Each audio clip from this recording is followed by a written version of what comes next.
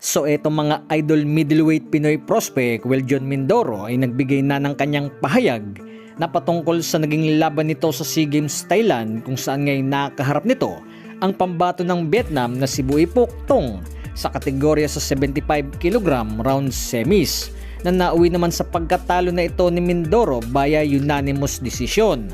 So ayon sa naging pahayag na ito ni Weljon Mindoro sa kanyang official website, saad nito sa kanyang panayam ay itong naging laban ni Mindoro at humihingi ito ng pasensya sa lahat at babawi na lamang raw ito sa kanyang professional na laban sa boxing.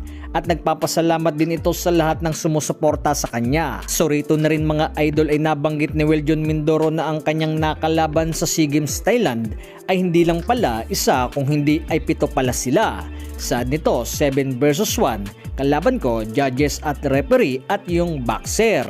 So marami kasing nagsasabi rito mga idol na lamang talaga si Mindoro sa malinis na mga patama, na kung ako naman ang tatanungin ay round 3 lamang ang nakuha ng Vietnam fighter, kung saan ngay para sa akin ay hindi naging makatarungan ang naging hatol na ito.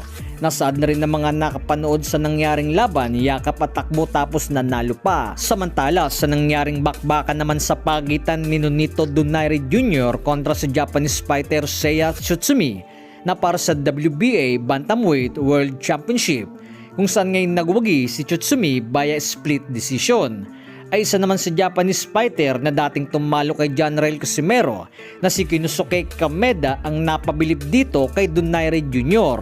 Saad nito mga idol sa kanyang post na ayon sa translation ay humanga ito kay Donaire Jr. nang dahil sa edad nito na 43 ay nakapagbigay pa ito ng magandang laro sa bakbakan, na tumindig nga raw ang mga balahibo nito sa kanyang nasaksihang laban.